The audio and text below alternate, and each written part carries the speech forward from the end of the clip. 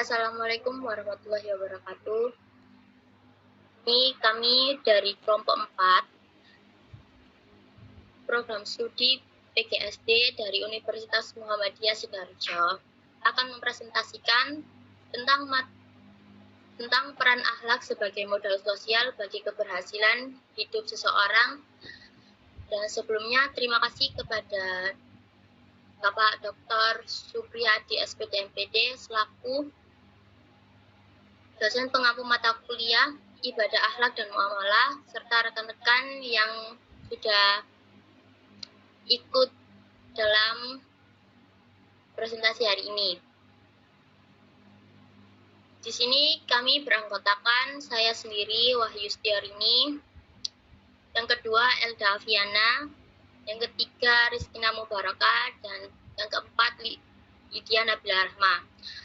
Langsung saja kita memasuki pada materinya. Next.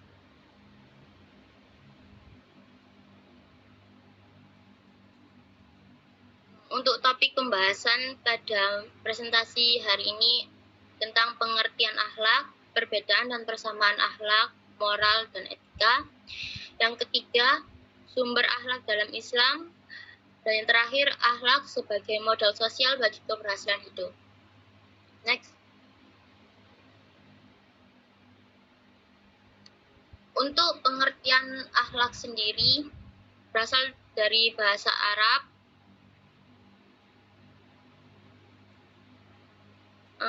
Akhlak atau khuluk adalah sifat yang tertanam dalam jiwa manusia, pelengkap jiwa seorang muslim atau muslimah, sehingga dia akan muncul secara spontan bila mana diperlukan tanpa memerlukan dorongan dari luar, serta tidak memerlukan pemikiran atau pertimbangan terlebih dahulu. Lanjut.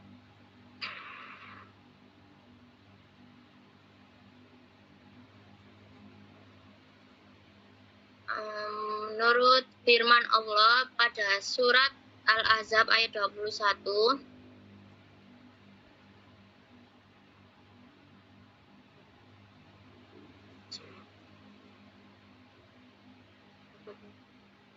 Rasulullah laqadalah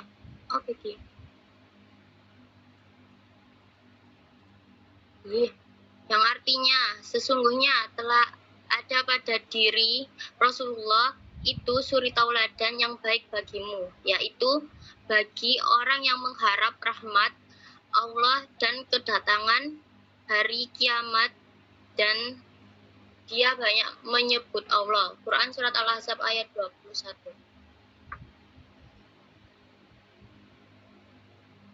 Dan juga terdapat berdasarkan Imam Al-Ghazali, akhlak adalah sifat yang tertanam dalam jiwa yang menimbulkan perbuatan-perbuatan dengan gampang dan mudah tanpa memerlukan pemikiran dan pertimbangan.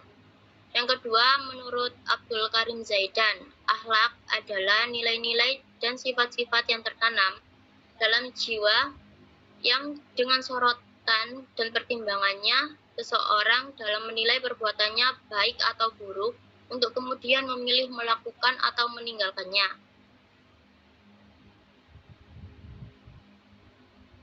Di sini akhlak dibagi menjadi dua, akhlak baik atau mahmudah dan akhlak buruk atau mazmumah. Untuk akhlak baik sendiri terdiri dari jujur atau asidik, berperilaku baik atau husnul khuluqi, malu, rendah hati, atau tawadu. Yang kelima, murah hati. Keenam, sabar. Ketujuh, qanaah. Kedelapan, tasamu. Dan yang kesembilan, amanah. Untuk akhlak buruk, 1. Al-kisbu atau dusta, takabur atau merasa atau mengakui dirinya besar. Yang ketiga, suap atau sogok. Yang keempat, minum minuman keras. Dan yang kelima, berjudi. Terakhir, 6, zina.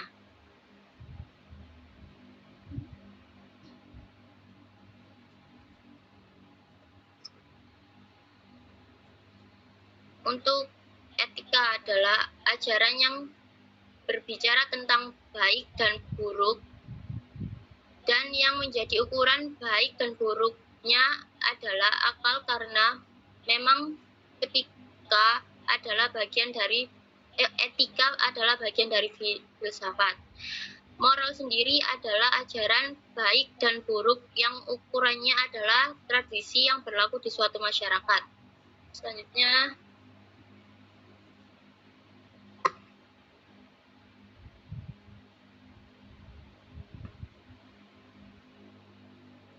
untuk materi selanjutnya akan disampaikan oleh Elda Afiada.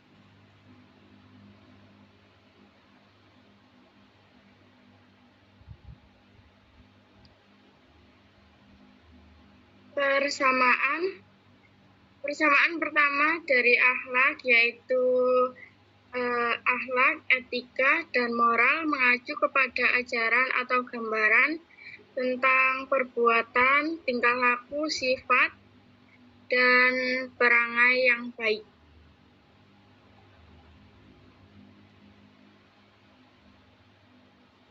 Yang kedua, ada akhlak, etika, moral.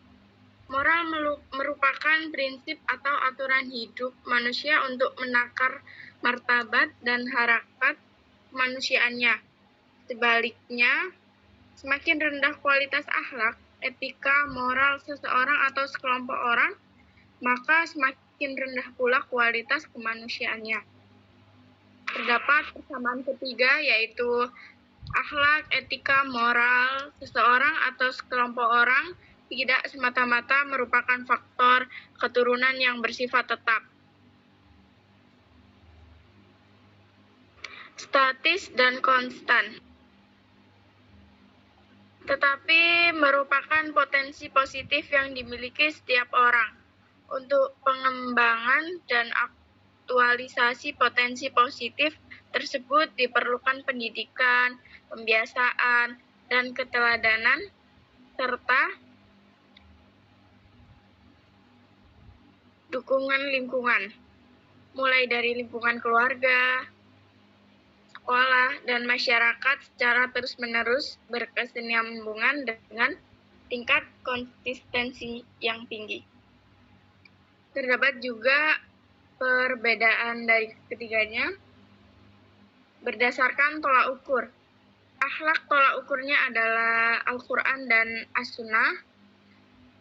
Kedua, etika tolak ukurnya pikiran atau akal. Yang ketiga, moral itu tolak ukurnya norma hidup yang ada di masyarakat berupa adat atau aturan tertentu. Berdasarkan sifat, etika bersifat teori, akhlak dan moral bersifat praktisia. Terdapat juga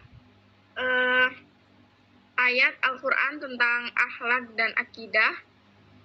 Terdapat di surah Al-Baqarah ayat 83, yang artinya janganlah kamu menyembah selain Allah dan berbuat baiklah kepada kedua orang tua, kerabat, anak-anak yatim, dan orang-orang miskin, dan bertutur katalah yang baik kepada manusia.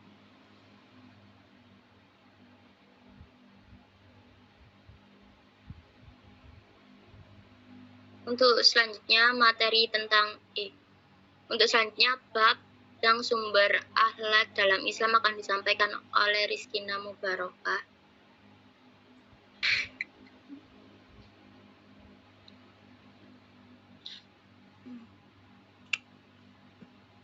Dasar akhlak yang dijelaskan dalam Al-Quran yaitu dasar akhlak yang dijelaskan dalam Al-Quran surat Al-Qalam ayat 4 yang artinya dan sungguh-sungguh engkau berbudi pekerti yang agung. Dan terdapat di surat Al-Ahzab ayat 21 yang artinya sesungguhnya telah ada pada diri Rasulullah itu suri tauladan yang baik bagimu, yaitu bagi orang yang mengharap rahmat Allah dan kedatangan hari kiamat, dan dia banyak menyebut nama Allah. Rasulullah Shallallahu Alaihi Wasallam bersabda, yang artinya orang mukmin yang paling sempurna imannya adalah yang paling baik akhlaknya. Hadis Tirmizi.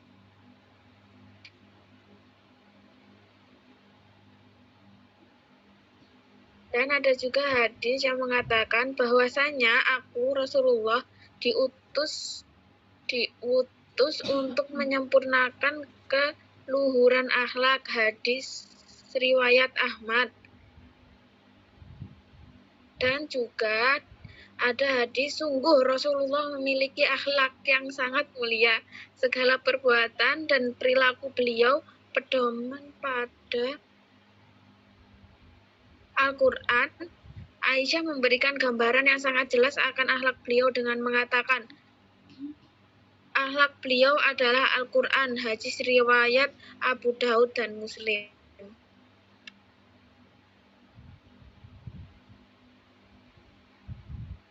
Dan tujuan akhir dari akhlak yaitu memutuskan diri kita dari cinta kepada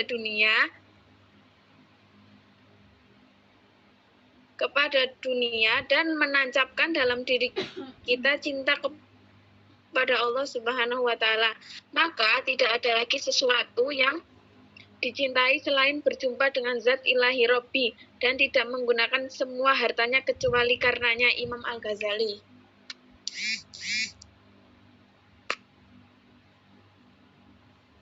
Akhlak sebagai model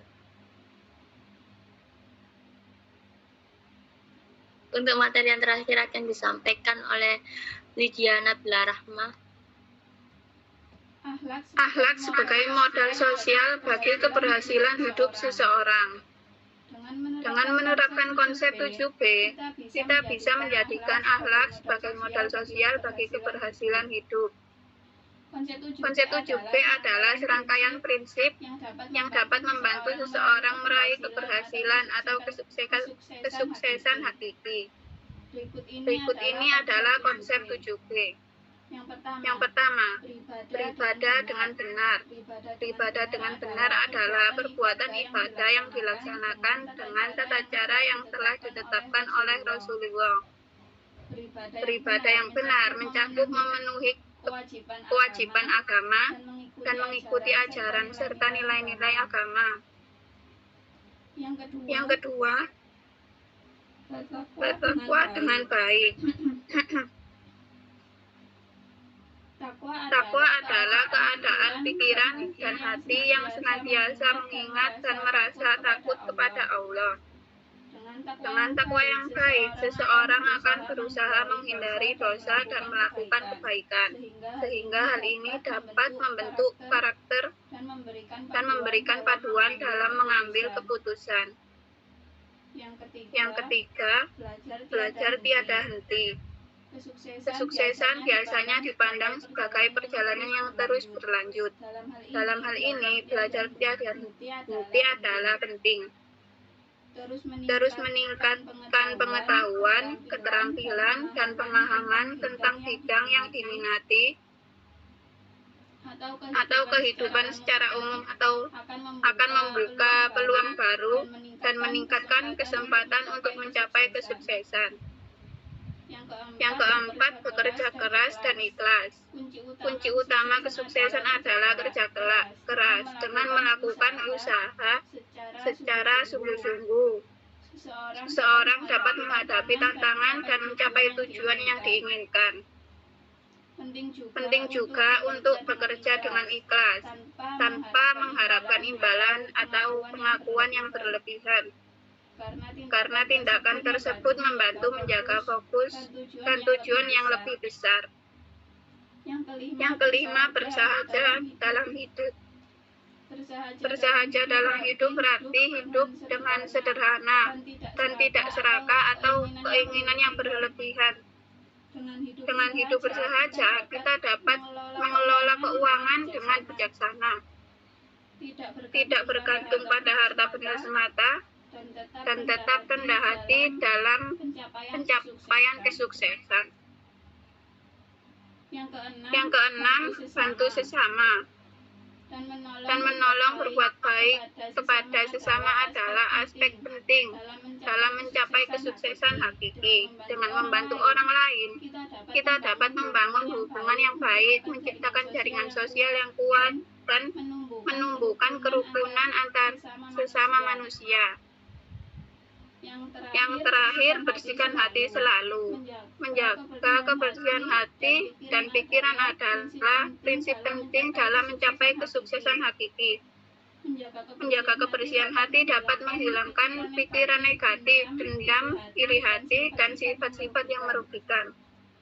Dengan membersihkan hati, seseorang dapat hidup dengan damai, menjalin hubungan yang baik dengan orang lain, dan fokus hal-hal yang positif.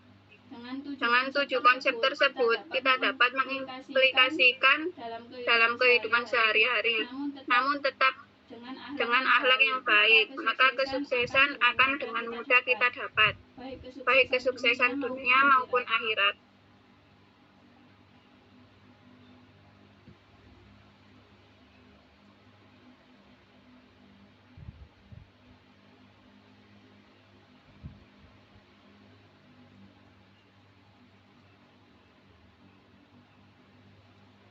Baik, kesimpulan pada materi yang disampaikan pada hari ini adalah akhlak adalah keadaan jiwa yang mendorong untuk melakukan suatu perbuatan secara spontan tanpa mempertimbangkan dan proses berpikir terlebih dahulu dan tanpa ada unsur paksaan. Ilmu akhlak itu sendiri merupakan suatu ilmu pengetahuan agama Islam yang berguna untuk memberikan petunjuk-petunjuk kepada manusia. Bagaimana cara berbuat kebaikan dan menghindarkan keburukan. Akhlak pun memiliki kaitan erat dengan etika, moral, kesusilaan, dan kesopanan. Pembahasan mengenai ruang lingkup ilmu akhlak adalah tentang perbuatan-perbuatan manusia yang mendorong kepada baik atau buruknya. Ilmu akhlak bukanlah tingkah laku manusia, melainkan perbuatan yang dilakukan atas kemauan manusia itu sendiri, yang selalu dilakukan dan kemudian mendarah daging dalam diri manusia itu sendiri. Dan sudah dijelaskan untuk dasar dari akhlak terdapat pada surat Al-Ahzab ayat 21, dan untuk sumbernya juga terdapat pada hadis riwayat At-Tirmizi. Mungkin itu sedikit materi yang dapat kami sampaikan berdasarkan hasil diskusi kelompok kami. Kurang lebihnya mohon maaf. Sekian. Wassalamualaikum warahmatullahi wabarakatuh.